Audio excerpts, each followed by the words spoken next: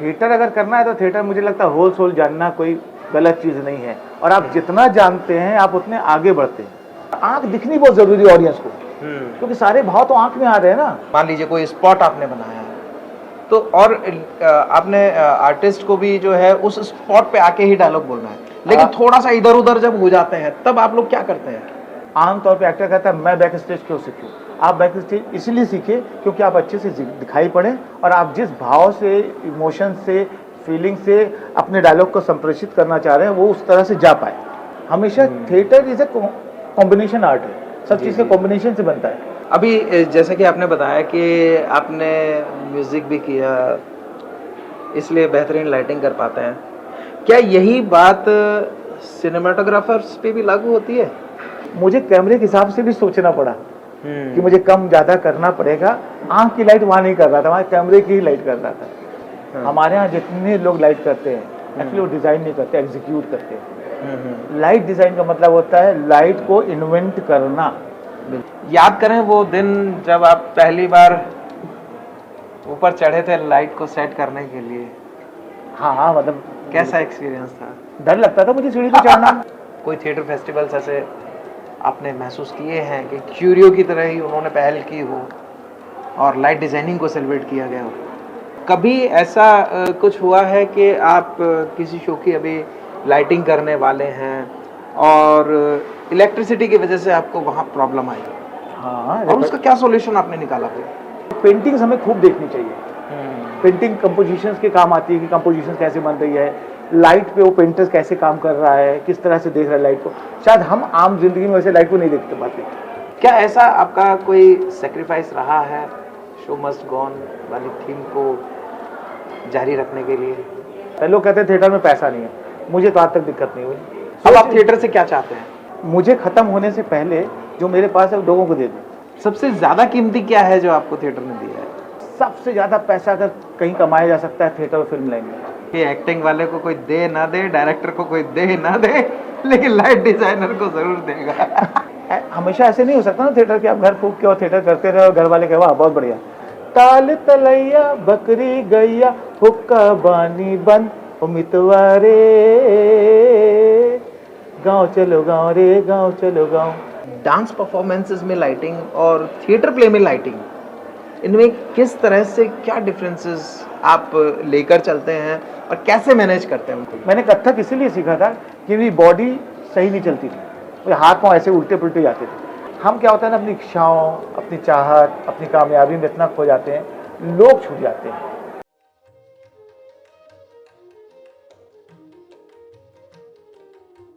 नाम गुम जाएगा, चेहरा ये बदल जाएगा, मेरी आवाज ही पहचान है, याद रहे तुम।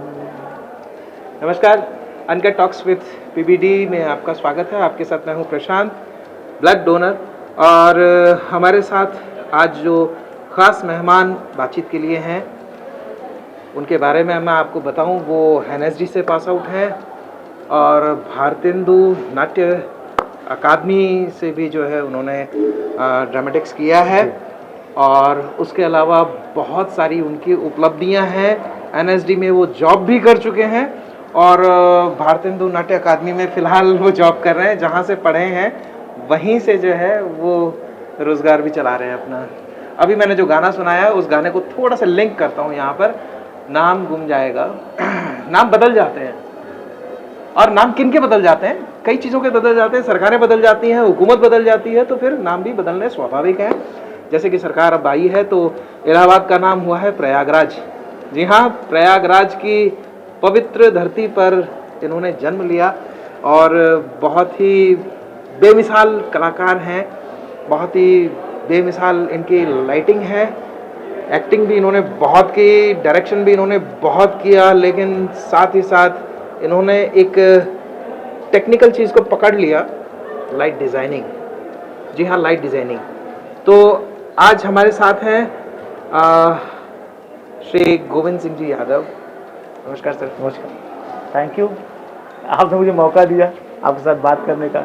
मौका आपने दिया आपने दिया। कि आपसे बात की जा सके, नहीं तो अगर आप मौका नहीं देते तो कहाँ बात हो पाती। हम दोनों मौका गगन जी ने दिया।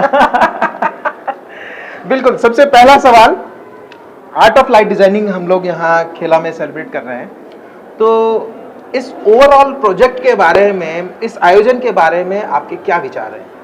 देखिए, मुझे जो खेला कॉन्सेप्ट बहुत सुंदर है, क्योंकि हमारे यहाँ एक्टिंग पे ज़्यादा ध्यान दिया जाता है। पढ़ाई की भी अगर मैं बात कहूँ तो पढ़ाई में भी ये होता है कि क्या बनना है, अभिनेता बनना है। कोई ये नहीं कहता कि लाइट डिज़ाइनर बनना है, कोई ये नहीं कहता कॉस्ट्यूम डिज़ाइनर बनना है, हाँ। कोई नहीं कहता कि मुझे सेट डिज़ाइनर बनना है। हर कोई कहता है कि जी एक्टर बनना है। जी, भाई ठीक है, एक्टर बनिए, लेकिन थिएटर अगर करना है तो थिएटर मुझे लगता है होल सोल जानना कोई गलत चीज़ नहीं है। और आप जितना जानते हैं आप उतने आगे बढ़ते हैं। नॉलेज हमेशा आपको आगे ले जाता है, मेरा ये मानना है। जैसे मैं कहूँ, मैंने तबला सीखा हुआ है, मैंने कथक सीखा हुआ है। अब मुझे लाइट डिज़ाइनर बनना था तो तबले की ज़रूरत क्या थी, कथक की ज़रूरत क्या थी? तो वो ज़रूरत थी, शायद बहुत ज़रूरत थी। मुझे रिदम सेंस हो गया, मुझे डांस होता है तो डांस कैसे हो रहा है, किस तरह से हो रहा है। जैसे मैं बहुत सारे डांसर के साथ मैंने लाइट डिज़ाइन की है, बड़े बड़े डांसर जैसे आदित्य मंगलदास जी हैं, अकरम खान जी हैं, मालविका सरुकाई जी हैं। तो ऐसे बहुत सारे लोगों के साथ डांस में लाइट करता रहा हूँ, मैं कर रहा हूँ अभी भी। तो उससे फ़ायदा ये होता है कि मैंने कथक सीखा है तो मुझे पता है कि सम कब आने वाला है, ये मोमेंट कब होने वाला है। अब रिदम सीखा है तो रिदम का ये है कि मुझे रिदम ताल का ज्ञान है, मेरी लाइट रिदम पे चलती है। लोग कहते थे तुम तो डांस में तबले के साथ लाइट भी चलती है, वैसे घूमती है, तो ऐसे कैसे है? अब मैंने सीखा है तो लाइट मेरी वैसे चलती है कि मैं लाइट को जैसे लगता है तबला बजा रहा हूँ। तो जो मैंने सीखा वो कहीं ना कहीं आपके लाइफ से जुड़ता है, आपको आगे ले जाता है। इसीलिए इस फेस्टिवल का महत्व ज़्यादा हो जाता है कि बैक स्टेज को लेके है, कि लाइट की इम्पोर्टेंस को लेके है। कि अगर मैं बात कहूँ, और मैं कहता भी हूँ कि अगर ज़िंदगी में सबसे ज़्यादा ज़रूरी चीज़ है तो मुझे लगता है लाइट चाहिए होगी। क्योंकि अगर आपको जीना है तब पर भी लाइट चाहिए, क्योंकि खाना पड़ेगा। खाना खाने के लिए प्रकाश संश्लेषण की ज़रूरत होती है। वो तभी बनेगा जब प्रकाश होगा। प्रकाश नहीं होगा तो आप खाना नहीं खा सकते, खाना नहीं खा सकते तो आप जिंदा ही नहीं रह पाएंगे। दूसरी चीज़, आपकी स्किन के लिए लाइट की ज़रूरत होती है। इसीलिए विश्व दुनिया में सबसे पहली चीज़ जो बनी वो सूरज ही बना। जी बिल्कुल। तो मतलब जिंदगी जहाँ से शुरू होती है वो सूरज है। तो इसलिए लाइट की बहुत ज़रूरत है। लेकिन हमारे यहाँ लाइट को उतना वैल्यू कभी दिया ही नहीं गया। ऐसा लगता है, लेकिन अगर हम जाकर अपनी पुरानी गुफाओं में या पुराने आर्किटेक्चर्स की बात करें, जब लाइट नहीं थी उस समय भी लोग ऐसे सोचते थे कि जहाँ वो सोते हैं, जहाँ वो रहते हैं, वहाँ तक लाइट कैसे जाए। आप पुराने जाइए, अजंता लोरा में जाइए तो आपको पता चलेगा कि गुफाओं के अंदर भी उन्होंने ऐसी व्यवस्था की अंदर तक लाइट कैसे आ सकती है। लेकिन हमारे यहाँ लिखने की परंपरा नहीं रही, इसलिए उसके बारे में बहुत कुछ लिखा हुआ मिलता नहीं है, लाइट को लेके स्पेशली। जी, तो इस तरह से मुझे लगता है बहुत इम्पोर्टेंट है ये फेस्टिवल, क्योंकि लाइट के ऊपर कोई फेस्टिवल करता नहीं कि लाइट डिज़ाइनर से लाइट के ऊपर बात करें। तो इसमें गगन को बहुत बहुत मुबारकबाद देना चाहिए कि उन्होंने ऐसा सोचा और ऐसा कर रहे हैं कि लाइट डिज़ाइनर्स, लाइट्स और इन चीज़ों को लेके एक फेस्टिवल किया जाए, तो बहुत बड़ी बात है सच में। क्या क्यूरियो की तरफ से ये 4 दिवसीय जो आयोजन किया गया है, 4 दिन काफ़ी होंगे? 4 दिन काफ़ी तो नहीं है, लेकिन एक शुरुआत काफ़ी है कि कहीं से शुरू तो होना चाहिए चीज़ें, कि एक सोच तो बननी पैदा हुई। जैसे अब मैं बात कहूँ कि अब जब पोस्टर्स बनते हैं, डायरेक्टर का नाम होता है, एक्टर का भी नाम होता है जी, लेकिन बैक स्टेज के लोगों का नाम नहीं होता है। जी जी। क्यों भाई? बैक स्टेज तो आपके मेन पिलर्स हैं, उनको हमेशा छोड़ दिया जाएगा। हम वैल्यू ही नहीं देते। विदेश से कोई लाइट डिज़ाइनर आएगा, सेट वाला आएगा, कॉस्ट्यूम वाला, उसका सबसे डायरेक्टर के ऊपर भी नाम होता है, लेकिन अपने इंडिया में ही हम लोगों का नाम देते हुए शर्म आती है कि बैक स्टेज में। जी, क्यों आती है मुझे नहीं समझ आता, जबकि उनके बगैर काम नहीं होना है। तो फिर एक एक्टर होना चाहिए, एक डायरेक्टर होना चाहिए, दोनों को कर लेना चाहिए नाटक। तो बैक स्टेज में इतने सारे लोग क्यों चाहिए होते हैं? और चाहिए होते हैं तो उनको वैल्यू देना हम ही शुरू करेंगे। तो ये वैल्यू देने की शुरुआत है और ये बहुत बड़ी बात है। बिल्कुल, मतलब शुरुआत हुई ना लोगों को वैल्यू देना, तो ये बहुत अच्छी सी बात है मुझे लगती है। आप थिएटर प्ले में लाइटिंग करते हैं और आपकी लाइटिंग को काफ़ी सराहा जाता है, तभी आप यहाँ लखनऊ से जयपुर पधारे हैं। लेकिन थिएटर प्ले के साथ साथ आप कई क्लासिकल डांसेस में भी जो है लाइटिंग करते हैं, और उसके बारे में आपने बता ही दिया कि वो रिदम आपकी जो है उसके हिसाब से आप लाइटिंग को भी डांस कराते हैं। तो डांस परफॉर्मेंसेस में लाइटिंग और थिएटर प्ले में लाइटिंग, इनमें किस तरह से क्या डिफरेंसेस आप लेकर चलते हैं और कैसे मैनेज करते हैं उन चीज़ों जैसे मुझे डांस में ज़्यादा चैलेंजेस नज़र आते हैं बनस्पत की मतलब थिएटर में जब हम लाइट करते हैं, थिएटर में लंबे लंबे सीक्वेंसेस होते हैं, सीन होते हैं, आप करके आराम से एक विजुअल बना के बैठ सकते हैं। लेकिन डांस में कोई विजुअल होता नहीं, डांस में हर सेकेंड चीज़ें डेवलप होनी है, मूवमेंट होना है, डांस होना है, और ना वहाँ कोई सेट होता है न कोई प्रॉपर्टीज़ होती है, सिर्फ डांसर होता है, स्पेस होता है। अब डांसर और स्पेस उसकी बॉडी को लेके आपको लाइट के साथ डिज़ाइन बनाना है कि किस एंगल से लाइट आएगी, कितने सेकंड में बदलेगी, उसमें क्यूज ज़्यादा होते हैं। अब कितना ज़्यादा आप सोच सकते हैं डांस में, आपको सोचना बहुत पड़ता है। बिल्कुल, मतलब आप बिना सोचे बैठेंगे तो मोनोटोनी होगी और बहुत खराब सा लगेगा। तो आप कितनी मोनोटोनी ब्रेक कर सकते हैं, कितने आइडियाज़ ला सकते हैं, कितने मीनिंग निकाल सकते हैं, वो वहाँ चैलेंजेस मुझे लगता है ज़्यादा है। आपको डांस भी समझना है, उस आदमी को भी समझना है, उस स्पेस को भी समझना है जहाँ कुछ नहीं है, और आपको सब कुछ क्रिएट करना है जो मीनिंग दे। बेसिकली लाइट तो बहुत सारे लोग करते हैं, लेकिन मुझे लगता है लाइट में मीनिंग निकालना बहुत इंपॉर्टेंट चीज़ है कि जो मीनिंग से डांसर डांस कर रहा है एक वो, और प्लस आप उसके साथ मिलके क्या बना रहे हैं, किस तरह से बना रहे हैं। तो वो बहुत चैलेंज होता है डांस में, मुझे लगता है डांस में ज़्यादा चैलेंजेस है। आपने तबला भी सीखा है, ग्रेट। अच्छा, क्या आपको ये लगता है कि जैसे आप लाइटिंग करते हैं, रिदम की आपको नॉलेज है, तो आप बेहतरीन लाइटिंग करने की कोशिश कर पाते हैं और करते भी हैं? आपके लिए तो वो कोशिश ही होगी। हाँ, मुझे हर बार कोशिश ही लगता है।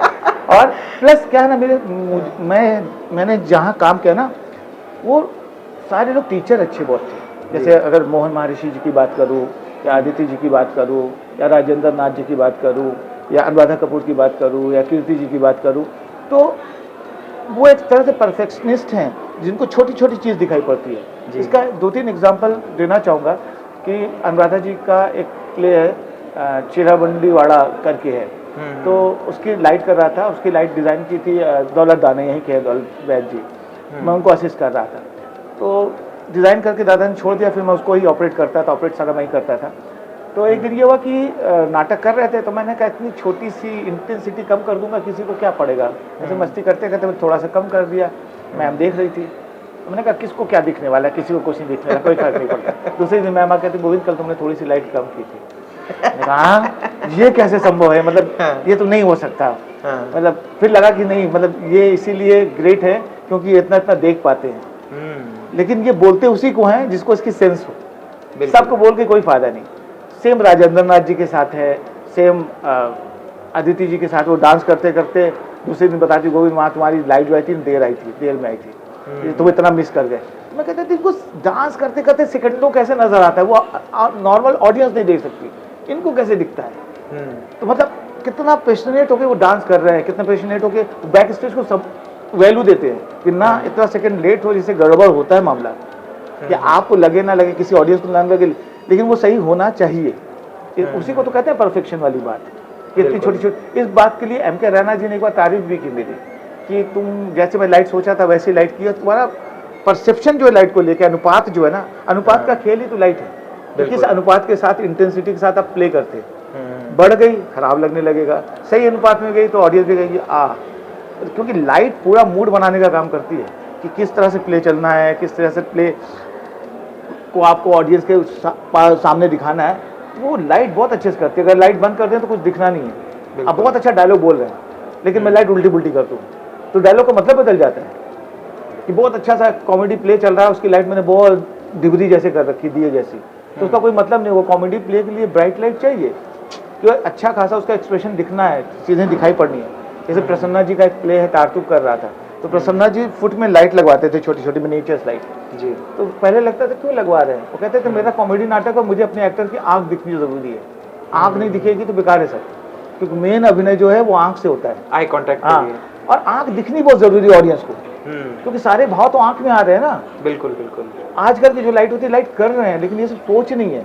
जो हमारे सारे सीनियर्स सिखाने वाले थे, डायरेक्टर्स थे, वो सब चीज़ों का बड़ा ध्यान रखते थे, तो उनके साथ रह के भी ये सारी चीज़ सीखने को मिली। तो क्या वाकई में ऐसा होता है कि जब आप लोग कुछ भी डिज़ाइन करते हैं स्टेज पर थिएटर प्ले के लिए, और मान लीजिए कोई स्पॉट आपने बनाया है, तो और आपने आर्टिस्ट को भी जो है उस स्पॉट पे आके ही डायलॉग बोलना है, लेकिन थोड़ा सा इधर उधर जब हो जाते हैं तब आप लोग क्या करते हैं? देखिए, इसके लिए जो एक्टर को है ना, एक्टर को बहुत सेंसिटिव होना ज़रूरी है और उसको बैक स्टेज के बारे में नॉलेज होना बहुत ज़रूरी है। आमतौर पे एक्टर कहता है मैं बैक स्टेज क्यों सीखूं? आप बैक स्टेज इसलिए सीखें क्योंकि आप अच्छे से दिखाई पड़ें और आप जिस भाव से, इमोशन से, फीलिंग से अपने डायलॉग को संप्रेषित करना चाह रहे हैं वो उस तरह से जा पाए। इसका एक अच्छा सा एग्जाम्पल देता हूँ। जैसे आदित्य जी डांस करती हैं, डांसर है। अब वहाँ पे हमारी लाइट उतनी पावरफुल नहीं होती, कभी कभी लाइट गड़बड़ हो जाती है, तो वो कैसे एंट्री करके लाइट में इन करती हैं और कैसे लाइट के साथ मिक्स हो के भाव को बनाती हैं, उससे लगता है कि अरे क्या कमाल की लाइट थी। लाइट कमाल की नहीं थी, वो जो इंसान गया उसने जाके जिस तरह से लाइट को लिया और जिस तरह से लाइट को लेकर उसने डांस किया वो कमाल का बन गया, वो दोनों के कॉम्बिनेशन से। हमेशा theatre is a combination art है, सब चीज़ के कॉम्बिनेशन से बनता है। तो कोई भी कॉम्बिनेशन ढीला होगा ना तो चुभेगा। तो हमें कॉम्बिनेशन बनाने के लिए सब कुछ को जानना बहुत ज़रूरी है, सब कुछ सीखना बहुत ज़रूरी है। अभी जैसे कि आपने बताया कि आपने म्यूज़िक भी किया, इसलिए बेहतरीन लाइटिंग कर पाते हैं, क्या यही बात सिनेमाटोग्राफर्स पे भी लागू होती है? वो भी अगर म्यूज़िक से बिलोंग करते हैं तो स्टेप्स को अच्छे से कवर कर पाएंगे, शूट कर पाएंगे? देखिए, मैं बार बार कहूँगा कि आपका नॉलेज जितना ज़्यादा होगा आप उतना अच्छा चीज़ें को कंसीव कर पाएंगे। अभी मैंने तिग्मांशु जी की एक वेब सीरीज में लाइट की है, उसका नाम है गर्मी जी। उन्होंने स्पेशली, उसमें थिएटर का सीन था एक जिसमें हैमलेट चल रहा है, तो उन्होंने स्पेशली एक डिज़ाइनर हायर किया कि मुझे थिएटर वाली लाइट थिएटर डिज़ाइनर से ही करवानी है, जबकि वहाँ सिनेमेटोग्राफर है। सिनेमेटोग्राफर भी वहाँ परेशान था कि भाई जब मैं हूँ तो दूसरे को क्यों बुला रहे हो, वो कितना बड़ा लाइट डिज़ाइनर, उसकी ज़रूरत है। स्पेशली वहाँ बहुत बहस हुई। जब मैं पहुँचा तो ये हो रहा था कौन आदमी है जिसको तिग्मांशु जी ने बुलाया है लाइट करने के लिए, वो भी मतलब वेब सीरीज़ में, क्या ज़रूरत है। तो तिग्मांशु जी का हमेशा ये कहना था भाई आप लाइट करते हो, बहुत अच्छी करते हो, कैमरे के हिसाब से करते हो, लेकिन आप थिएटर की लाइट नहीं जानते हो, वो एक अलग तरह की सेंसिबिलिटी है। आप हो सकता है फिल्म की बहुत अच्छी लाइट करो, लेकिन अभी मुझे थिएटर भी उसमें चाहिए, तो मुझे इसलिए थिएटर वाला चाहिए कि वो थिएटर वाली क्वालिटी देगा जी। इसलिए मैं स्पेशली उनका डिज़ाइनर बन के उस सीन्स के लिए लाइट करने गया था कि वो क्वालिटी मेंटेन हो। तो लेकिन वहाँ एक चीज़ ये भी है कि कैमरे का सोचना अलग है और आँख का दिखना अलग है। बिल्कुल। तो मुझे लाइट करते हुए भी कैमरे के साथ चलना था। जो लाइट अमूमन मैं करता हूँ कि मैं आँख के लिए लाइट करता हूँ, हमेशा कैमरे वाले से और मेरी लाइट में लड़ाई होती रहती है कि आपकी लाइट बहुत ज़्यादा है, आप कम कीजिए। मैं कहता हूँ भाई मैं आपके लिए लाइट ही नहीं कर रहा हूँ, आप कुछ कर सकते हो तो कर लो, मैं आपके लिए कुछ नहीं कर सकता, क्योंकि मैं आँख की लाइट कर रहा हूँ और आप कह रहे हो कैमरे की लाइट कर दो। कैमरे करवानी है तो मुझे अलग से बुला लो, अलग से करवा लो, मैं कर दूंगा, लेकिन आँख की जब कर रहा हूँ तो मैं आपकी नहीं सुनूंगा, क्योंकि आँख का तरीका अलग है। बिल्कुल। तो वो लड़ाई होती थी, लेकिन वहाँ जाके मुझे कैमरे के हिसाब से भी सोचना पड़ा कि मुझे कम ज़्यादा करना पड़ेगा। आँख की लाइट वहाँ नहीं कर रहा था, वहाँ कैमरे की ही लाइट कर रहा था, तो फर्क पड़ जाता है। लेकिन ये तभी संभव है जब आपके परसेप्शंस क्लियर हो जी। परसेप्शन क्लियर होने बहुत जरूरी। एक्टिंग में भी होता है कि थिएटर एक्टिंग और फिल्म एक्टिंग में ज़मीन आसमान का फर्क है। इमोशन सेंटिमेंट्स वही हैं, लेकिन परसेप्शन बदल जाता है कि मैं कैमरे के सामने हूँ, उसका एक रेंज है, लेकिन थिएटर में तो रेंज नहीं है, जितना एरिया सब मेरा है, लेकिन कैमरे में तो डिसाइडेड है कि इतना ही एरिया आपका है, इस तरह का ही शॉट है। तो वो लाइट में भी फर्क पड़ता है। तो आपको समझ होनी बहुत ज़रूरी है, जितनी समझ होगी आप उतने आगे तक सोच पाएंगे उसके बारे में। अच्छा, एक वर्ड आता है लाइट मैन और एक आता है लाइट डिज़ाइनर, जिसका आप अभी जिक्र कर रहे थे, तो क्या ये दोनों अलग अलग हैं या कुछ समानताएं आप महसूस करते हैं? जैसे जब मैं बताऊं, मैं लंदन गया था, वहाँ एक डिज़ाइनर से मिला था। हाँ। तो उन्होंने बताया कि डिज़ाइनर का मतलब क्या होता है। हाँ। हमारे यहाँ जितने लोग लाइट करते हैं एक्चुअली वो डिज़ाइन नहीं करते, एग्जीक्यूट करते हैं। लाइट डिज़ाइन का मतलब होता है लाइट को इन्वेंट करना।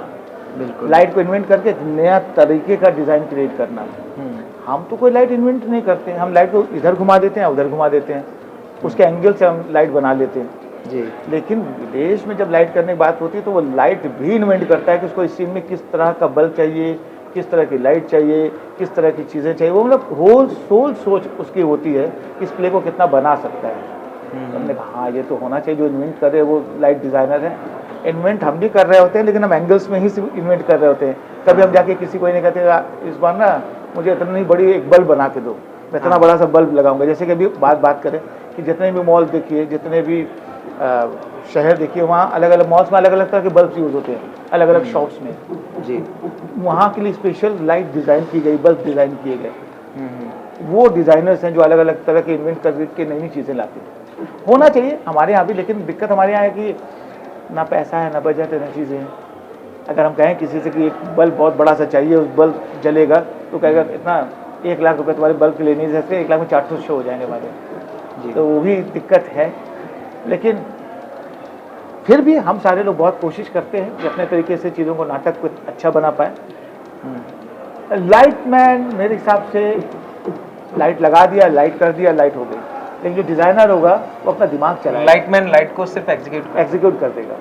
लेकिन डिज़ाइनर जो है इसमें दिमाग लगाएगा कि जिस एंगल से दे रहा है, जिस कलर को दे रहा है, उस एंगल का क्या मतलब है, उस कलर का क्या मतलब है, उस जगह पे वो आदमी खड़ा हुआ है तो इस एंगल से खड़ा होके वो क्या फीलिंग निकालेगा, क्या फीलिंग आएगी, किस तरह चीज़ें जनरेट होने वाली है, वो सारा सोच के साथ उन चीज़ों को करेगा। लेकिन लाइटमैन को इतना सोचने की जरूरत नहीं, तो लगा के चला जाएगा, वाइट लाइट लगा दिया, अब जैसे कर लो। वो सिर्फ लगाएगा नहीं, वो उसमें ज़िंदगी डालने की कोशिश करेगा जो डिज़ाइनर होगा। याद करें वो दिन जब आप पहली बार ऊपर चढ़े थे लाइट को सेट करने के लिए। हाँ, मतलब कैसा एक्सपीरियंस था? डर लगता था मुझे सीढ़ी पे चढ़ना। एक आध बार करंट भी खाया हूँ। मतलब जो हमारे गुरु हैं सुजय घोषाल जी, उन्होंने मुझे लाइट सिखाया, और लाइट सीखने के पीछे एक मकसद भी था बड़ा मज़ेदार। मुझे लगता था थिएटर में एक्टिंग से, डायरेक्शन से पैसा कमाना बड़ा मुश्किल है। बिल्कुल। और मैं छोटे से घर से हूँ, तो मुझे लगता था थिएटर में ऐसा क्या करूँ जहाँ से पहले, क्योंकि पहली ज़रूरत है पेट भरा होना। पेट भरा होता है तब आर्ट निकलता है, वो नहीं भरा होगा तो आर्ट नहीं निकलेगा। तो मुझे इकलौती चीज़ समझ में आई थी लाइट, कि लाइट वाले को जब भी कोई बुलाता है तो पैसा देता है। एक्टर को दे ना दे, डायरेक्टर को दे ना दे, लाइट वाले को जरूर पैसा देगा। तो मुझे लगा ये ऐसा आर्ट है जहाँ पे जाके अपनी जिंदगी को चलाया जा सकता है, थिएटर में रहा जा सकता है, चलाया जा सकता है। और उसके लिए आपने झटके भी खा लिए? झटके भी खाए, और आज तक मतलब इस सोच ने मुझे यहाँ तक पहुँचा दिया कि देश विदेश घूम आया, NSD कर लिया, BNA कर लिया, राडा कर लिया, कोरिया हो आया, सिर्फ इस एक वजह से कि मतलब अगर मैं बॉम्बे भी जाऊँ तो जाऊँगा किस लिए? एक्टर तो बाद में बनूंगा, पहली जरूरत हो जाती है कि पेट चलाना है। बिल्कुल। पेट नहीं चलेगा तो वहाँ एक्टर नहीं बन पाऊंगा मैं। तो पहला ऑप्शन तो ढूंढना है सभी को, जो भी जिंदा रहना चाहता है, पेट कैसे भरे। सर्वाइवल पहले जरूरी है। थिएटर आज क्यों लोग नहीं कर पा रहे हैं? सर्वाइवल नहीं है। बिल्कुल। सर्वाइवल मिल जाए तो कोई बॉम्बे ना जाए। अगर मुझे मेरे घर में बैठ के एक गाड़ी मिल जाती है, घर मिल जाता है और घर अच्छे से चल पाता है, तो काहे को बॉम्बे जाना है? कोई नहीं जाना चाहेगा। नहीं मिल रहा है इसलिए बॉम्बे भी ट्राई कर लेते हैं, शायद वहाँ मिल जाए। तो इस वजह से लोग थिएटर छोड़ के चले जाते हैं। थिएटर का प्रमोशन की बात हो रही है, लेकिन प्रमोशन कहाँ हो रहा है कुछ समझ भी नहीं आ रहा है। क्या आपके कोई ऐसे एक्सपीरियंसेस है, जैसे ये खेला वाला एक्सपीरियंस है, यहाँ पर लाइट डिज़ाइनिंग को जो है ये सेलिब्रेट किया जा रहा है, तो ऐसे कोई एक्सपीरियंसेस आपके और भी कहीं महोत्सव वगैरह के रहे हैं? कोई थिएटर फेस्टिवल्स ऐसे आपने महसूस किए हैं कि क्यूरियो की तरह ही उन्होंने पहल की हो और लाइट डिज़ाइनिंग को सेलिब्रेट किया गया हो? देखिए, संगीत नाटक अकेडमी अवार्ड देती है लाइट डिज़ाइनर्स के लिए, है ना, यूपी भी देती है, सेंटर भी देती है, लेकिन देने के बाद वो भी कितना उस दिशा में काम करते हैं। अवार्ड दे देना अलग चीज़ है, लेकिन दिशा में काम करना कि मतलब उसको महान और ऐसा कुछ हो कि मुझे हमेशा लगता है ना, विदेशी से ही लाइट का लिंक क्यों बनता है? हमारे यहाँ क्यों नहीं कुछ ऐसा होता कि हम बड़ी बड़ी चीज़ खोज के और जहाँ विदेश में से, एक समय था तापसदा ने किया है कि तापसदा की लाइट डिज़ाइन को पेरिस में बुलाया गया, पेरिस में जाके उन्होंने पेरिस के जो वो है एफिल टावर, उसकी लाइट डिज़ाइन की थी। एक समय था जब उन्होंने किया, लेकिन ये ज़्यादा क्यों नहीं बढ़ा, रुक क्यों गया? बिल्कुल, कहीं ना कहीं कुछ दिक्कतें रही हैं कि मतलब आगे नहीं बढ़ पाया। अब तापसदा ने इतने सारे काम के, उनके ऊपर बुक भी बड़ी कम मिलती है, जो होनी चाहिए कि भाई हम अपने लोगों को अप्रिशिएट नहीं करेंगे तो कौन करेगा? ऐसा नहीं कि शहर गांव अलग अलग जगह पे लाइट डिज़ाइनर्स नहीं हैं, लेकिन उनको अप्रिसिएशन नहीं मिल पाता, इसलिए शायद वो आगे नहीं बढ़ पाते, काम नहीं कर पाते। अप्रिसिएशन बहुत ज़रूरी चीज़ है, और वो ऐसे फेस्टिवल से धीरे धीरे लोग बन के निकलेंगे।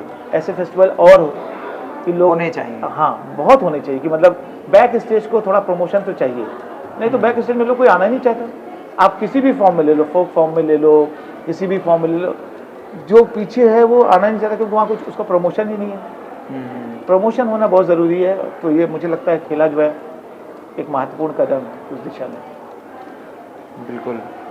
अच्छा, कभी ऐसा कुछ हुआ है कि आप किसी शो की अभी लाइटिंग करने वाले हैं और इलेक्ट्रिसिटी की वजह से आपको वहाँ प्रॉब्लम आई हाँ, और उसका क्या सॉल्यूशन आपने निकाला फिर?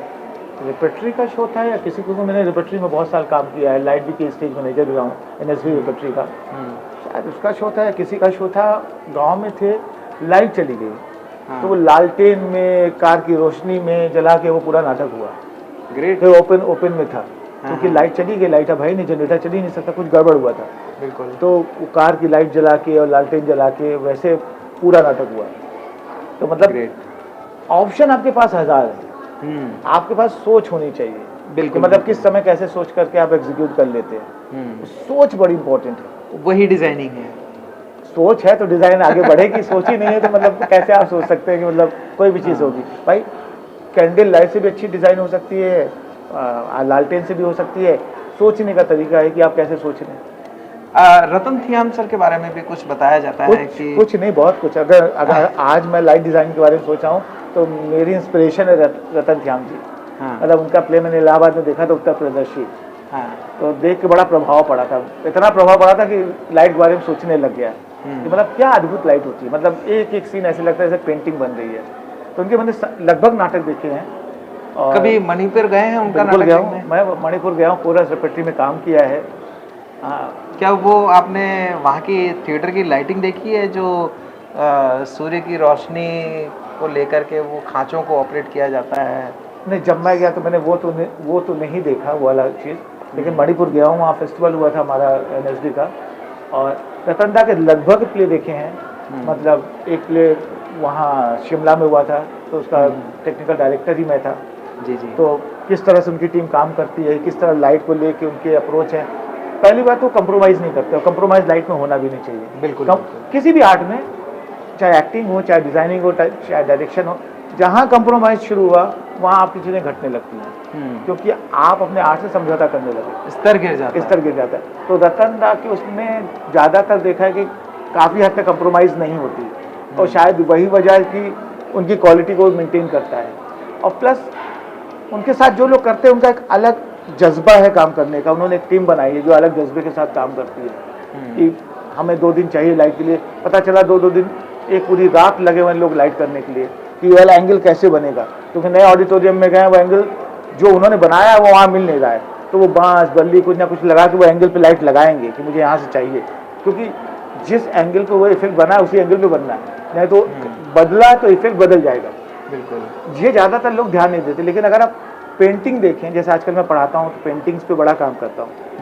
पेंटिंग जो पेंटर्स काम करता है तो वो बड़ा लाइट पे बड़ा ध्यान देता है कि किस एंगल से लाइट आ रही है, किसके ऊपर कितनी लाइट पड़ रही है, क्यों पड़ रही है, किस लिए पड़ रही है। तो इतना बारीकी से काम करता है पेंटिंग में, जबकि उसमें ज़रूरी नहीं कितना वो काम करे, लेकिन वो बारीकी उसको ग्रेड बनाती है। बिल्कुल। इसलिए जो बड़े बड़े पेंटर्स हैं उनकी पेंटिंग देखें तो बड़ी बारीकियां हैं लाइट को लेके।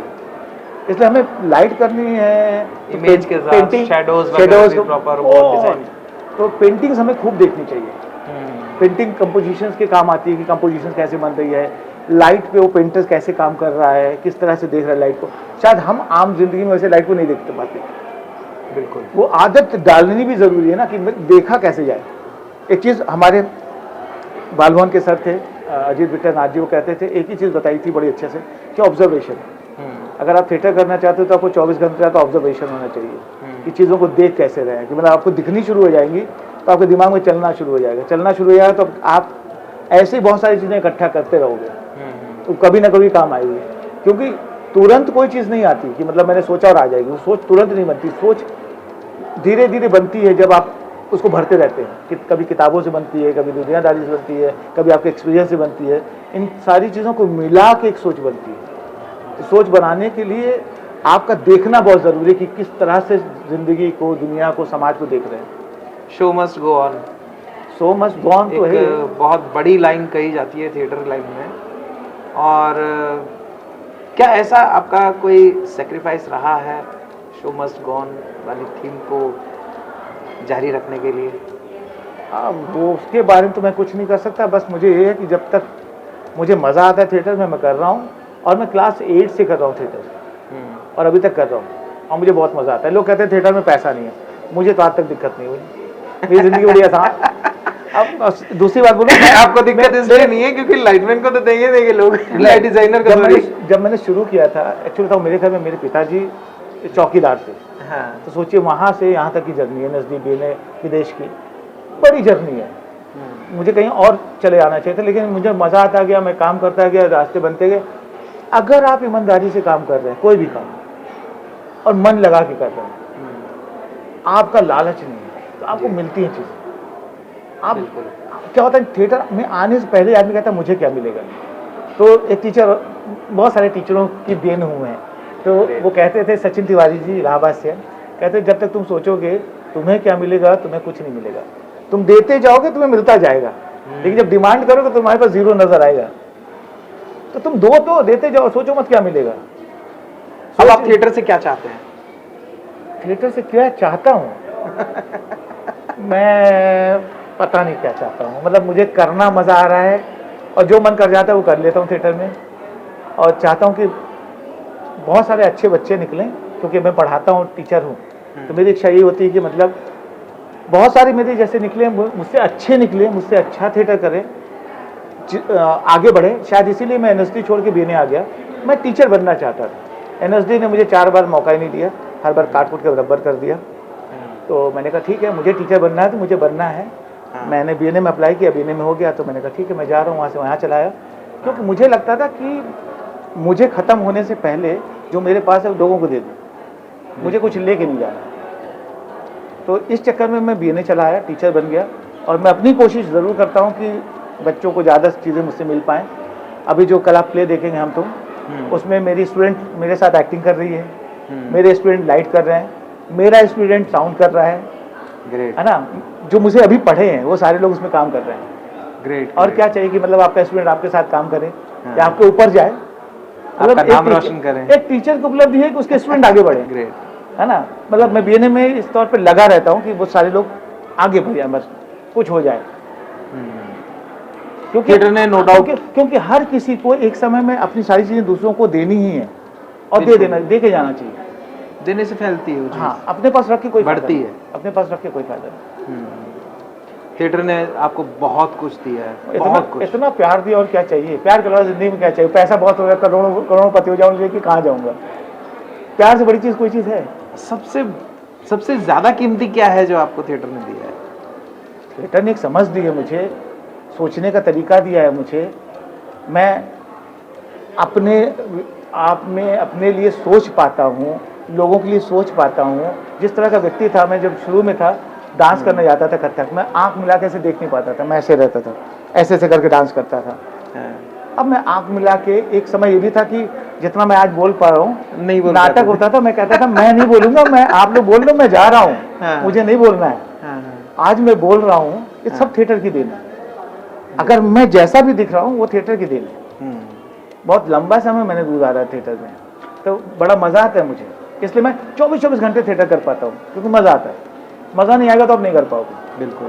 अच्छा, मजा भी आता है, प्लस थिएटर ने मुझे संभाल के रखा, वो स्पेस दिया, वो जगह दिया कि तुम करते रहो, तुम्हें बहुत सारी चीज़ देते रहेंगे। मतलब मुझे जितना चीज़ चाहिए उतना मिल जाता है, मतलब बहुत ज़्यादा बंगले गाड़ी की तमन्ना है नहीं। बिल्कुल। जिंदगी के हर दोराहे पर हमें सही और गलत दोनों में से किसी एक को चुनना होता है, और इसकी परख किसी रंगकर्मी से बेहतर कोई कर नहीं सकता। क्या आप इस बात को सही मानते हैं? हाँ, क्योंकि थिएटर आपको एक आईना तो दिखाता है, ज़िंदगी को कैसे देखें, कैसे चले, अगर आप ईमानदारी से कर रहे हैं तो। अगर ईमानदार नहीं है तो आपको थिएटर गलत दिशा में भी ले जाता है। मतलब वहाँ अगर ज़िंदगी को समझने का नज़रिया है तो दूसरी तरफ ऐसा भी नज़रिया है कि आप भटक जाए। आप भयंकर भटक भी सकते हैं जी। क्योंकि वहाँ देखिए, सबसे ज़्यादा पैसा अगर कहीं कमाया जा सकता है थिएटर और फिल्म लाइन में, बिल्कुल है ना, और सबसे कम भी आए, बिल्कुल है ना। तो हर तरह की चीज़ें वो डिपेंड हम पे करते हैं। वो आपका परसेप्शन है कि आप क्या चाहते हैं। हाँ, अगर मैं चाहता तो मैं बॉम्बे भी जा सकता था, बॉम्बे में फिल्म भी कर सकता था। मुझे नहीं पसंद आया, मैं कभी बॉम्बे के लिए मैंने सोचा ही नहीं, मैं थिएटर ही कर रहा हूँ। लोग कहते हैं थिएटर करके कैसे ज़िंदगी चलेगी, मुझे वो कभी दिक्कत भी नहीं हुई। मिलता गया, मैं करता गया, मिलता गया, मैं करता गया, चल रहा है। क्योंकि एक्टिंग वाले को कोई दे ना दे, डायरेक्टर को कोई दे ना दे, लेकिन लाइट डिजाइनर को जरूर देगा। थिएटर में ये तो है, ये तो आप भी मानते हैं। बिल्कुल। हाँ, मतलब ये तो है, ये तो मैं लाइट मानता हूँ। डिजाइनर तो लेके ही जाएगा। नहीं, ये एक परसेप्शन बना हुआ है। हाँ, अरे इसीलिए आप लाइट डिजाइनिंग में आए। हाँ, इस वजह से बिल्कुल आया, क्योंकि मैं खुलेआम कह रहा हूँ कि भाई पहली नीड होती है किसी की भी कि भाई उसका पेट भरा हो। हाँ, तो आपको सोचना है कि मतलब अगर हम आज के भी लोग थिएटर कर रहे हैं तो उनको इस तरह सोचना चाहिए कि थिएटर को आगे कैसे बढ़ाया जाए और उनका घर परिवार कैसे चले। हमेशा ऐसे नहीं हो सकता ना थिएटर के आप घर फूक के और थिएटर करते रहे और घर वाले कहे वाह बहुत बढ़िया, कब तक। बिल्कुल। तो मतलब वो सोच तो अभी बननी ज़रूरी है।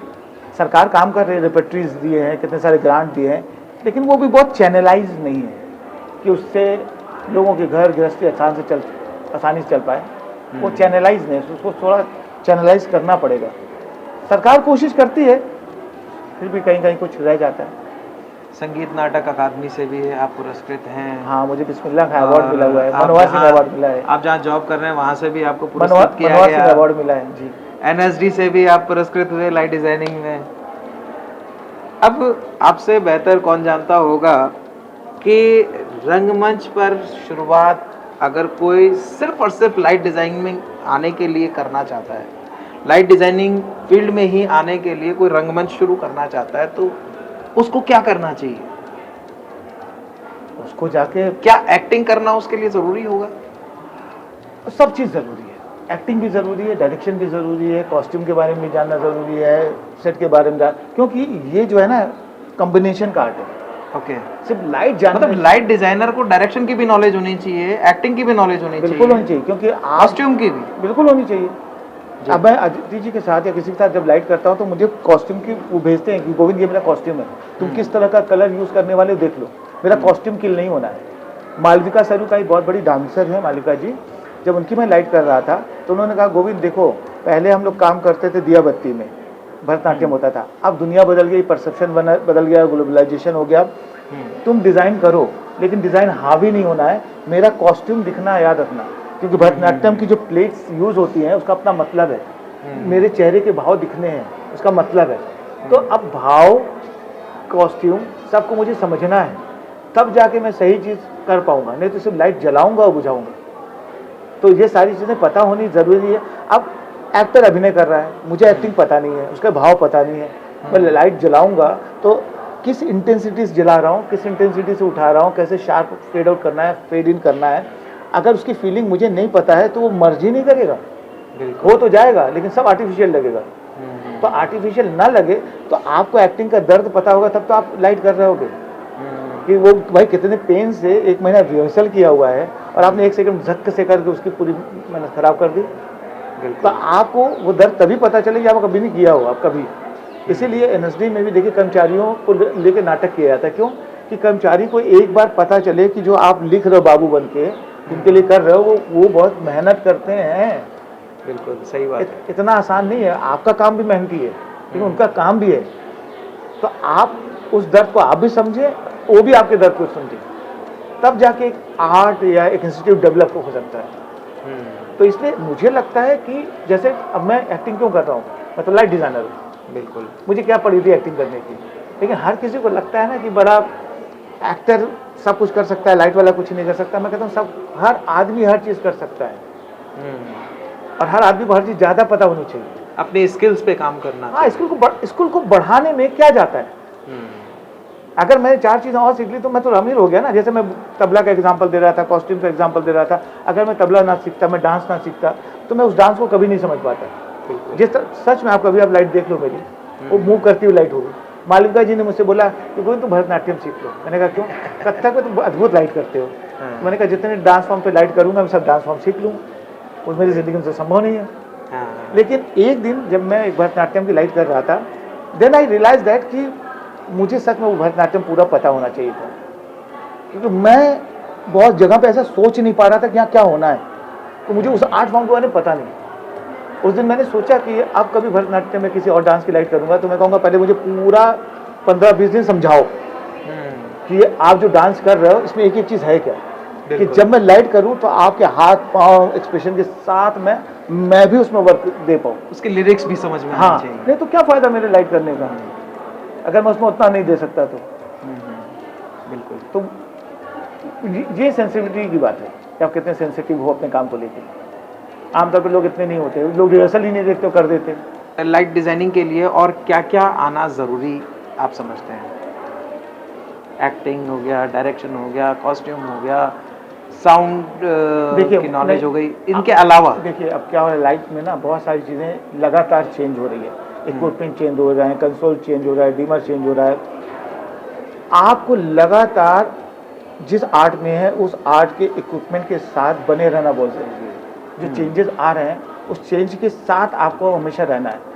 आपको हर दिन अपने आप को अपडेट करना है। अपडेट करना बहुत ज़रूरी है, बिल्कुल, क्योंकि चीज़ें हर दिन चेंज हो रही हैं। अगर अपडेट नहीं रहेंगे तो आप बैक हो जाएंगे। जैसे हमारे गूगल प्ले स्टोर पे मोबाइल के ऐप्स भी जो है वो रेगुलरली अपडेट होते रहते हैं। अपडेट होता है। इंसान को भी इस समय अपडेट होना बहुत ज़रूरी है, क्योंकि चीज़ें बदल रही हैं। हर 5 साल में आप देखो, हम कहाँ जनरिक लाइफ में पीसी पार प्रोफाइल यूज़ करते थे, बल्ब यूज़ होता, अब वो खत्म हो गया, एलईडी का समय आ गया। बिल्कुल, है ना। तो अगर आप अपडेट नहीं, एलईडी के भी अलग अलग वर्जन आ गए, अलग अलग तरीके के एलईडीज आ गई, लाइट्स आ गई, कंसोल अलग अलग तरीके के आ गए। अब जो यहाँ एवो लाइट है वो खत्म हो गया दुनिया से। तो चीज़ें बहुत जल्दी खत्म हो रही जा रही हैं, क्योंकि नया इन्वेंशन बहुत जल्दी होने लगा है। ये जो दौर है ये ज़्यादा खोज करने वाला दौर है जी। तो आपको भी बहुत अपडेट रहना है। अगर आगे बढ़ते रहना है, काम करते रहना है, तो अपडेटिंग बहुत ज़रूरी है। तो जितना अपडेट रहेंगे उतना अच्छा काम कर पाएंगे। आपको जैसा किसी लाइट के बारे में अगर मैं उसके फीचर्स के बारे में मुझे नॉलेज नहीं है तो मैं उसको लगाऊंगा, वो जलेगी, लेकिन एक्चुअल फीचर्स नहीं पता है तो उसका प्रॉपर यूज़ नहीं हो पाएगा। तो किसी भी चीज़ के प्रॉपर यूज़ करने के लिए उसके बारे में प्रॉपर नॉलेज होनी बहुत ज़रूरी है। बिल्कुल। तो मुझे लगता है जो आप कह रहे हैं ना कि और क्या चीज़, आप जिस विषय में हैं उस विषय को ही अपडेट करते रहें, वही बहुत बड़ी बात है। पहले तो वो अपडेटिंग इतनी फास्ट हो रही है कि आपको फास्ट बने रहना है, क्योंकि ह्यूमन नेचर है ना, एक चीज़ सीख लेता है तो नई चीज़ सीखने के लिए टाइम लगता है, खट से जा नहीं पाता कि दूसरा खट से सीख लेते हैं। सही बात है। तो वो बनाना अपने आप को एक चैलेंज है कि मतलब खट खट खट खट चेंज तक जाना है। हमारी बातचीत के शुरू में भी जो है आपका जब इंट्रोडक्शन चल रहा था तो एक बात हुई थी कि नाम परिवर्तन, इलाहाबाद पहले हुआ करता था और अब कहा जाता है प्रयागराज। तो क्या इस नाम परिवर्तन से आप में कोई फर्क आया? नहीं, वो तो पहले भी प्रयागराज था। हाँ, एक्चुअली प्रयाग जगह वो बोली ही जाती थी। हाँ, इलाहाबाद रख दिया गया था। बिल्कुल, वो जैसे जैसे शासन आया तो उन्होंने इलाहाबाद हो गया, एक्चुअली वो प्रयागराज था। हम्म। मैं जैसे कन्नड़गंज में रहता हूँ, ये तो सनातन काल से प्रयागराज ही नाम था, तो जिसको अभी बदला गया। कोई बड़ी चीज नहीं है। तो ठीक है, जो पहला उस वक्त भी आप प्रयागराज ही कहते थे जब इसका नाम इलाहाबाद हुआ? मेरे घर के बगल में ही तो प्रयागराज है, मतलब मैं कन्नड़गंज में रहता हूँ। हाँ, प्रयागराज मेरे घर के जस्ट बगल में है। ओके। कुंभ स्नान किए? कुंभ वहाँ गया था मैं एक बार, वैसे मैं जाना नहीं चाह रहा था, इतनी भीड़ थी, इतनी वो थी। मैं ये कहता था कि मैं तो वहाँ पैदा हुआ, मुझे क्यों जाना है भाई, इतनी भीड़ में क्यों जाना है, कभी भी जाके नहा लूंगा, मतलब ये होड़ क्यों मची हुई है। हाँ, लेकिन वो किस्मत में था, जाके नहा के भी आ गया। ग्रेट। तो आप तो वहीं रहते, तो वो तो आप तो रोज जाकर के कुंभ स्नान कर सकते थे। मैं अभी लखनऊ में हूँ ना। ओके। वहाँ से 5 घंटे का रास्ता है। मुस्कुराइए कि आप लखनऊ में हैं। नवाबों की नगरी कहा जाता है। नवाबों की नगरी कहा जाता है। ग्रेट। लेकिन रेपेट्री में काम करके मैंने बहुत सीखा। रेपेट्री की एक खासियत है कि रेपेट्री साल भर में 100 शो 150 शोज करती है। तो मैंने सोचे 2008 से लेके 2021 तक रेपेट्री में काम किया। 7, 8, उससे ज़्यादा 10, 12, 15 तक की लाइट मैंने वहाँ डिज़ाइन की। और उसके शोज बहुत होते हैं, मतलब एक नाटक की शो मैंने 5-5 साल की है ना। तो जो 8 से लेके 21 तक वहाँ रहा हूँ, उसने मुझे बहुत रिच किया। उसने और प्लस बाहर के काम 150 शोज वो, और बाहर के अगर 100 शोज मान दें तो हर साल आप 250 शो कर रहे हैं। 365 दिन में, तो आपका दिमाग कितना अच्छा चलता होगा कि रेपेट्री आए दिन टूर पे है, आए दिन कभी कहीं जा रही है, कभी कहीं जा रही है, कभी आसाम जा रहे 1 महीना, कभी 1 महीना पूरा राजस्थान का टूर लग गया, यहाँ भी हमने टूर किया है। तो रेपेट्री में काम करके आप बहुत परफेक्शन की तरफ बढ़ते हो, क्या अलग अलग कंडीशन, और प्लस रेपेट्री के पास अपनी लाइट्स है, ये भी नहीं आपको जाके स्ट्रगल करना है। हम खुद ही 50-60 लाइट लेके चलते हैं, हर जगह हम खुद अपनी लाइट लगाते हैं। अच्छा, तो रेपेट्री अपना सारा सिस्टम लेके चलती है, लाइट, पोल्स, कंसोल सब कुछ लेके चलती है, जहाँ जाएगी वो अपना सिस्टम पूरा लगाएगी। तो आप तो ट्रेन में सफर करते हैं, फिर ट्रेन में ये इतना इक्विपमेंट्स वगैरह कैसे लेके? जैसे एनएसजी के एक्टर ट्रेन में जा रहे हैं, लेकिन हमारा ट्रक चलता है साथ में। अगर आसाम जा रहे हैं तो हमारा 3 ट्रक भी जा रहा है साथ में, 3 ट्रक सामान निकल चुका है, एक्टर जा रहे हैं ट्रेन से या फ्लाइट से। हाँ, तो यहाँ भी आप लेके आए हैं जयपुर? नहीं, एक्चुअली अभी तो मेरा पर्सनल ग्रुप है, लेकिन मैं रेपेट्री की बात कर रहा था। एनएसडी रेपेट्री जब हम काम करते थे, तो रेपेट्री का काम करने का तरीका इज वेरी डिफरेंट। और वहाँ जो काम करता है वो पेनफुल भी है कि एक ही नाटक को आपको बार बार करना है, तो दिमाग कहता है कितना करूँ मैं। लेकिन अगर कोई एंजॉय करने लगे तो उसके लिए वो ट्रेनिंग बड़ी मज़ेदार है, इंटरेस्टिंग है कि आपका हाथ, दिमाग, सब कुछ। अगर किसी जैसे घासीराम कोतवाल की बात करें, तो घासीराम कोतवाल के उन्हें बहुत सारे शोज किए, तो शोज करते करते करते करते आप एक्टिंग भी देख रहे हो, डायरेक्शन भी देख रहे हो, आपको बहुत सारे डायमेंशन और खुलने लगते हैं। कि सच कहूँ, अगर लाइट्स के बारे में बात करें तो मैंने इतने शोज किए हैं कि मुझे धीरे धीरे वो नाटक समझ में आने लगता है कि अच्छा ये नाटक ऐसा क्यों है, वैसा क्यों है, ये क्यों हो रहा है, उसकी मीनिंग ये बननी चाहिए। अच्छा, मैं भी शुरू में बहुत गलतियाँ करता हूँ, तो मुझे भी नहीं पता ना शुरुआती दौर में कि क्या क्या हो रहा है। इतने शोज करते करते आपको वो शो का एक्चुअल मीनिंग पता चलने लगता है कि एक्चुअल इसका मीनिंग क्या है। बिल्कुल। अच्छा, एक्टर बदल रहे हैं, लेकिन मैं लाइट में 5 साल तक मैं नहीं बदल रहा था जी, तो मुझे ये बहुत सारी अपॉर्चुनिटीज भी मिली। अगर लाइट डिज़ाइनर की तरफ बात करें, या और भी जैसे जिन लोगों ने बहुत समय तक लाइट की, उन्होंने भी ऐसे लंबा अरसा गुजारा है, इसलिए वो लाइट डिज़ाइन के बारे में बात कर सकते हैं। और इस तरह की अपॉर्चुनिटीज़ मिलना कि आपके पास 50 लाइट है, 60 लाइट है, आप लेके लगातार शहर में जो अलग अलग जगह घूम रहे हैं, तो अलग तरह का ही एक दिमाग बनता है उससे। तो इसमें एनएसडी रेपेट्री का भी बहुत बड़ा योगदान है, मतलब एज अ लाइट डिज़ाइनर मुझे बनाने में। ग्रेट। आप एनएसडी को जितना करीब से जानते हैं शायद ही कोई जानता हो। बहुत लोग जानते हैं, बहुत लोगों ने बहुत काम किया है, लेकिन एक चीज़ है कि एनएसडी रेपेट्री में भी एक्टर मैक्सिमम 6 साल के लिए होता है। हाँ, 6 साल बाद एक्टर निकाल दिया जाता है जी। लेकिन मैं 6 साल से ज़्यादा रहा, मतलब क्योंकि मैं लाइट डिज़ाइनर था, बहुत टेक्निकल होने का फायदा मिला, ऑफिस में चला गया, तो मुझे एक अलग तरह की चीज़ें मिली कि 2008 से लेके 2021 तक लंबा अंतराल हो गया।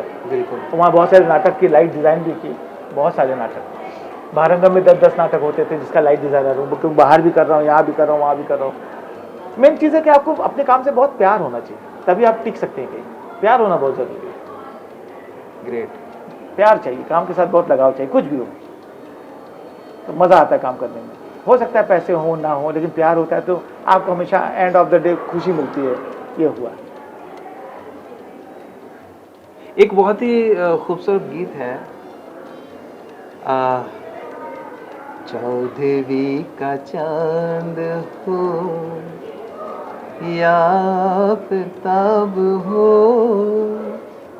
जो भी हो तुम खुदा की कसम लाजवाब हो। इस गीत में महबूबा को चांद भी कहा गया, आफताब भी कहा गया। आफताब यानी कि सूरज।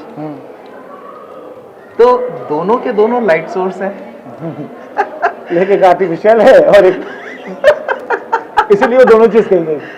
लेकिन अभी जैसे देखा जाए तो ये जो लाइट है ये आर्टिफिशियल ही कह सकते हैं, रिफ्लेक्टेड लाइट है। दीवार से रिफ्लेक्ट होकर के लाइट यहाँ पे हमारे पास आ रही है, तो वो चंद्रमा की भी ऐसी ही लाइटिंग रिफ्लेक्टिंग लाइट है ना, रिफ्लेक्टेड लाइट ही है वो भी। महबूबा को जो है लाइट सोर्सेज का नाम दे दिया गया, तो कहीं इसीलिए लाइट डिजाइनिंग जो है ज्यादा इम्पोर्टेंट तो नहीं हो जाती है? पता नहीं, इस तरह से कभी सोचा नहीं, तो मतलब कि लाइट सोर्सेज को महबूबा में तलाश लिया जाता है। हाँ, मतलब नहीं तलाशेंगे तो आप फिर भटकते रहेंगे, तलाश लीजिए तो थोड़ी भटकन कम हो जाती है। Great great great. हाँ। अच्छा, आप भी कुछ गुनगुनाते हैं? गाता हूँ लेकिन बहुत अच्छा सिंगर नहीं हूँ। आप कैसा भी गाते हो, हाँ, 2 लाइन आपसे सुनना चाहेंगे, कोई भी आपका पसंदीदा गीत। गाँव की शरारतें, गाँव की नादानियाँ, हमरी जुबानी सुन लो सबकी कहानियाँ, हमरी जुबानी सुन लो सबकी कहानियाँ, ताल तलैया बकरी गैया हुक्का बानी बन मितवारे, गाँव चलो गाँव रे गाँव चलो गाँव, गाँव चलो गाँव रे गाँव चलो गाँव। एक्चुअली रंजीत सर का एक प्ले है पंच लाइट, उसका गाना था। ये नाटक बहुत अच्छा था। वैसे रंजीत सर के सारे नाटक बहुत अच्छे होते हैं। अभी हाल ही में मैंने ये नाटक देखा था, जवाहर कला केंद्र में ही हुआ था। कपिल कुमार हमारे यहाँ एक डायरेक्टर हैं, उनकी तरफ से ये डायरेक्शन था, प्ले था, बहुत अच्छा प्ले हुआ ये भी, पंचलाइट। अब आपने क्या नाटक भी लिखे हैं? एक नाटक लिखा है। वो मुझे लिखना पड़ गया मजबूरी में। मजबूरी में? हाँ, वो मेरे एनएसडी का डिप्लोमा है, उसका नाम है ललिता, व्लादिमीर नाबोकोव का नॉवेल है। Great great. तो उसको कभी किसी ने किया नहीं था। लोग हाँ। उसको ललिता बैन नॉवेल, और लोग छुपा के पढ़ते थे कि सेक्स बेस्ड नॉवेल है। तो मुझे बहुत समय से बड़ा अट्रैक्ट करता था ये। तो जब मैं एनएसडी गया था, उससे पहले डिसाइड कर रखा था मैंने कि मैं डिज़ाइनिंग लूँगा और यही डिप्लोमा करूँगा, दूसरा मैं करूँगा नहीं। तो 3 साल बाद मैंने इसी का डिप्लोमा किया। तो बहुत लोगों से मैंने कहा मेरा नाटक लिख दो, मेरा नाटक लिख दो, कोई लिख ही नहीं रहा था। सब अपने लिए लिखे जा रहे थे? नहीं, किसी का किसी ने लिखा, किसी का किसी ने लिखा, मेरा मना कर दिया। मैंने कहा कोई बात नहीं, मैं खुद लिखूंगा। हाँ। तो मैंने वो नाटक खुद ही लिखा था, खुद ही डायरेक्शन किया था, और वो बहुत अच्छा हुआ था। उससे मेरा परसेप्शन भी बदला। मेरा परसेप्शन, क्योंकि मिडिल क्लास फैमिली का हूँ, तो मुझे भी लगता था कि sex is bad, sex is बुरा है, सेक्स नहीं होना चाहिए, सेक्स बारे में बात नहीं होनी चाहिए, और नाटक करना है ललिता। प्रॉब्लम ये थी, नाटक ये करना और ये सब होना भी नहीं चाहिए। तो अपने टीचर से डिस्कस भी करता था। ये है, एक दिन मेरे टीचर ने बोला कि मतलब जब तुम्हें प्रॉब्लम है तो तुम कर क्यों रहे हो, बंद कर दो। तो मैं नहीं, करना तो मुझे यही है, लेकिन क्यों करना है भाई तुम्हें ये? तो मैंने कहा क्योंकि मुझे अच्छा लगता है। तो अच्छा लगता है तो तुम खुद ही कर रहे हो, अपोज भी तुम ही कर रहे हो कि सेक्स है, ये है, वो है, बुरा होता है।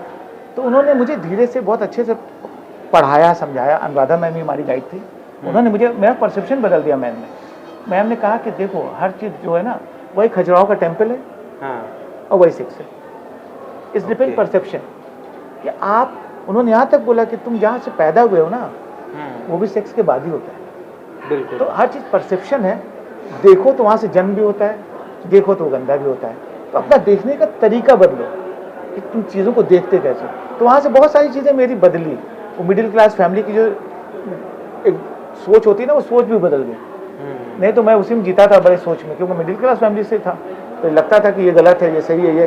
फिर उसके बाद लगा कि गलत सही के मापदंड अलग है और वो बदलते हैं सोच के साथ। तो ये टीचर की मेहरबानी है कि उन्होंने मुझे इतने अच्छे से समझाया कि परसेप्शन बदला। और वो एक नाटक मैंने लिखा था, किया था, और बहुत अच्छा हुआ था वो डिप्लोमा। अगर कोई और आपके लिए नाटक लिख देता तो आप नहीं लिख पाते ललिता? लिख नहीं पाता, नाटक समझ नहीं पाता। जैसे अब किसी और के लिखे नाटक को समझना भी पड़ता है। पढ़ना, जैसे अब एक प्ले किया था हमने जयशंकर प्रसाद जी का, ये ध्रुव स्वामी। तो मुझे जयदेव तन्नेजा सर ने बुलाया कि तुम्हें नाटक डायरेक्ट करना है। मैंने कहा अच्छा करते हैं। तो उन्होंने कहा कि कबीरा कर लो। मैंने कहा कर लूँगा, कबीरा कर चुका था तो कर लूँगा, कोई दिक्कत नहीं।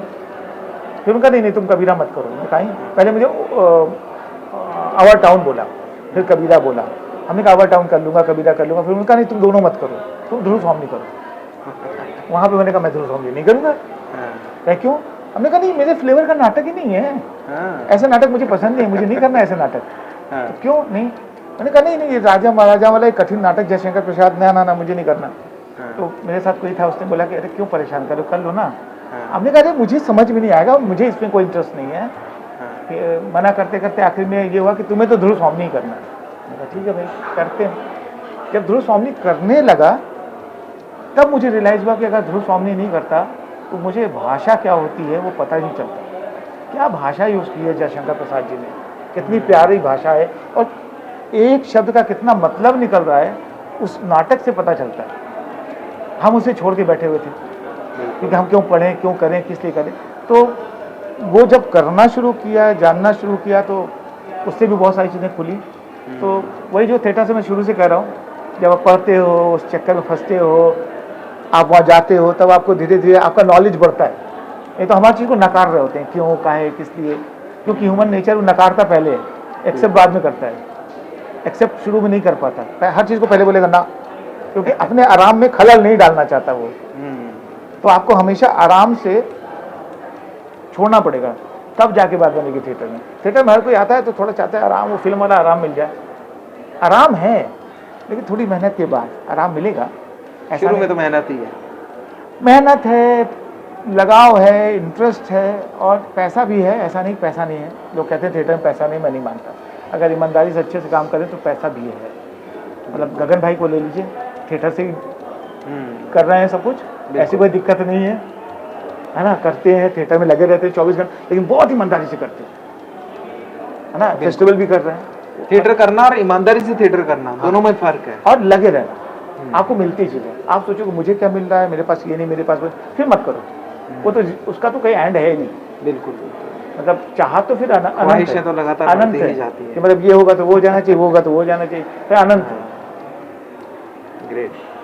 अच्छा, कुछ नौजवान हैं जो कि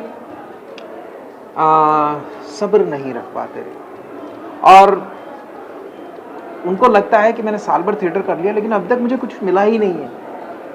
उनके लिए आप क्या मैसेज देना चाहेंगे? अब नहीं मिला तो नहीं मिलेगा कभी भी ये बात है। देखो, मिलना वही वाली बात है कि आप चाह रहे हो आपको मिल जाए, आपने क्या दिया? पहले आप तो कुछ दो। आप टाइम नहीं देते, समय नहीं देते, सीखना नहीं चाहते, पढ़ना नहीं चाहते, आपको कैसे कुछ मिल जाएगा? आप पढ़ो, सीखो, टाइम दो, मेहनत करो, कॉन्सेंट्रेट हो एक जगह पे, आपको मिलेगा।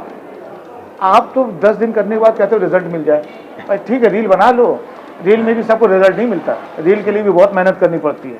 वो बेचारे जो रील बनाते हैं उनके दिल से जाके पूछे, एक महीना तक कंटेंट ढूंढते हैं, फिर जगह ढूंढते हैं, फिर कैमरामैन ढूंढते हैं, फिर लगातार लगे रहते हैं, उसमें जाके कोई एक रील सक्सेस होता है। सबके सब रील नहीं सक्सेस हो रहे हैं। बिल्कुल। तो वो बहुत मेहनत करते हैं एक रील के लिए। उतनी मेहनत आप थिएटर में कर दो, आपको क्यों नहीं मिलेगा? आप मेहनत तो कीजिए भाई। ज़रूरी नहीं कि मतलब हम मेहनत कर रहे हैं तो हर समय हमें वो मिले जो हम चाहते हैं। अब मैं चाहूँ कि मैं देश का प्रधानमंत्री बन जाऊँ तो संभव तो नहीं है, लेकिन जहाँ तक संभव वहाँ तक मिलता है, लेकिन हम उसको देख नहीं रहे होते कि कितना मिला। हम अधिक को ज़्यादा देख रहे होते हैं कि अधिक में ये वाला नहीं मिला, लेकिन कुछ तो मिला। आपका नॉलेज बढ़ गया, वो भी तो मिलना होता है। आप सोचने लग गए, वो भी तो मिलना हो गया। आपकी बॉडी साथ आपका नहीं देती थी, आप उल्टा पुल्टा चलते थे, आप सीधा चलने लग गए, सीधा बैठने लग गए, वो भी तो मिला। लेकिन वो मिलना नहीं मानते, तो फिर कुछ नहीं मिला। बिल्कुल। मैंने कथक इसीलिए सीखा था कि मेरी बॉडी सही नहीं चलती थी, हाथ पाँव ऐसे उल्टे पुल्टे जाते थे। कथक सीखने से मेरी बॉडी सही चलने लगी, तो वो भी तो मिलना हुआ ना। अब मिलना को हमेशा पैसे से कंपैरिजन नहीं करते। जिंदगी में आप सही तरीके से चलने लग गए, सही बोलने लग गए, सही बात करने लग गए, आपकी सोच का तरीका बदल गया, वो भी तो मिलना है। आप कथक परफॉर्मेंसेस अभी भी देते हैं? ना, बिल्कुल नहीं। मैंने सीखा था क्योंकि मैं डायरेक्टर बनना चाहता था। मुझे लगता है डायरेक्टर बनने के लिए बहुत सारी चीज़ पता होनी चाहिए। तो जाके कथक सीख लिया, म्यूजिक सीख लिया, क्लास लाइट म्यूजिक भी सीखा है मैंने, कथक भी सीखा है, तबला भी सीखा है, कंटेम्प्रेरी डांस भी सीखा है। तो जो मिलता है सीख लिया। अभी पढ़ाने की बारी आती, क्या पढ़ाने में कहता हूँ, क्या पढ़वाना है बताओ। कथक भी पढ़ा देंगे, फायदा है ना, लाइट म्यूजिक भी पढ़ा देंगे, क्योंकि मैंने सीखा है। और जो नहीं आता उसको पढ़ के सीख लूंगा। अच्छा, नई चीज़ सीखने में क्या जा रहा है मेरा? सही बात है। चलो एक चीज़ सीख लेते हैं और इस बहाने। जैसे अभी बहुत सारी चीज़ें, मतलब मुझे लगता है पढ़ाने का तरीका भी मैं थोड़ा इन्वेंट करता हूँ। मतलब ये नहीं होता कि जाके मैं किताब से लिखाने लगा। मैं कहता हूँ किताब तो तुम पढ़ ही लोगे, मेरे बच्चे समझाते हैं, एक दूसरे को समझते हैं। क्लास कैसी होनी चाहिए जो लड़के के दिमाग में वो सब्जेक्ट डाल दे, तब तो मज़ा है क्लास का। अगर वो सब्जेक्ट से उसका प्यार नहीं बनता तो बेकार है। एक टीचर का काम है सब्जेक्ट से प्यार क्रिएट कर देना। अगर प्यार क्रिएट हो गया ना तो बच्चा फंस गया, अब अपने आप पढ़ लेगा। हमें पढ़ाने की जरूरत नहीं है, उसको एक बार जगाना है, उसके अंदर का इंटरेस्ट जगाना है। तो मैं क्लास में कोशिश करता हूँ इंटरेस्ट कैसे जगाया जाए। मतलब मुझे पढ़ाना हो किताब से, तो फिर मैं भी जाके 4 किताब दे दूँ, पढ़ के नोट्स लिखा दूँ। नोट्स, क्योंकि हमारे थिएटर में नोट्स वाली बात नहीं है, क्योंकि करना है प्रैक्टिकल, जीना है प्रैक्टिकल, इमोशन है, सेंटिमेंट्स है, बहुत सारी चीज़ें। तो आपको उस तरह से उसको रखना पड़ेगा, तभी मज़ा आएगा। काफ़ी सारी बातें आपके साथ आज साझा हो गई, और आपने जो बातें बताई हैं, उम्मीद करता हूँ कि दर्शकों को बहुत फ़ायदा मिला होगा। और अब चलते चलते आखिरी में कुछ ऐसा बताना चाहेंगे कि मैं पूछ नहीं पाया, आप बताने से चूक गए, लेकिन दर्शकों को पता होना चाहिए, उनके लिए कुछ मोटिवेशनल हो जाए। देखिए, कुछ भी करें ना, मुझे एक चीज़ हमेशा लगता है कि घर परिवार को साथ लेके चीज़ें करनी चाहिए। मतलब घर, मतलब एंड ऑफ द डे मुझे एक ही चीज़ खलती है कि लोग होने चाहिए आपके पास। और हम क्या होता है ना, अपनी इच्छाओं, अपनी चाहत, अपनी कामयाबी में इतना खो जाते हैं, लोग छूट जाते हैं। लोग छूटने नहीं चाहिए, लोग हमेशा करीब होने चाहिए, क्योंकि अप्रिशिएट कौन करेगा? आप बहुत बड़ा अवार्ड लेके अकेले खड़े हैं, कोई मतलब नहीं।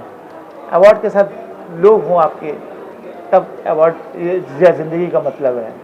अगर लोग ही नहीं तो फिर किस बात का? इसलिए अपने कामयाबी, अपने आगे बढ़ने, अपने आप को खोजते खोजते लोगों से ना दूर हो जाए, उसका बहुत ध्यान रखना चाहिए। अपनों को सहेज कर, अपने को सहेज, अभी वो दौर चल रहा जहाँ लोग बहुत बिखर जाते हैं, लोग नहीं होते आपके पास, एकल परिवार एकल हो जाता है। तो लोगों को समेटने की आदत रखें, क्योंकि लोगों से दुनिया, समाज और जहान बनता है, तो वो बहुत ज़रूरी है। दर्शकों, इन्होंने आज बहुत ही कीमती बात अब जाते जाते भी कह दी है कि अपनों को सहेज कर रखें। वाकई में माहौल बहुत बदल चुका है, अपने ही हमसे अलग होते चले जा रहे हैं, या ये कहें कि हम अपनों से अलग होते चले जा रहे हैं। आखिर में हमारे साथ कौन होगा जब हम कामयाबी के शिखर पर होंगे और हमें सराहने वाला कोई नहीं होगा? बहुत बड़ी, बहुत गहरी और बहुत ही महत्वपूर्ण बात है, तो इस पे गौर कीजिएगा आप भी। और मिलते हैं अगले शनिवार फिर किसी नई शख्सियत के साथ, और करेंगे कुछ नई बातें होंगी, कुछ नई मुलाकातें होंगी, फिर कुछ नई जानकारियाँ होंगी। और अभी ये वीडियो उम्मीद है कि आपको पसंद आया होगा। यथार्थ करें, लाइक करें, अपने दोस्तों के साथ शेयर करें, और चैनल को सब्सक्राइब करना ना भूलें। बहुत जल्द मिलते हैं, यानी कि अगले ही शनिवार। तब तक के लिए हमें दीजिए इजाज़त। थैंक यू, धन्यवाद। Thank you.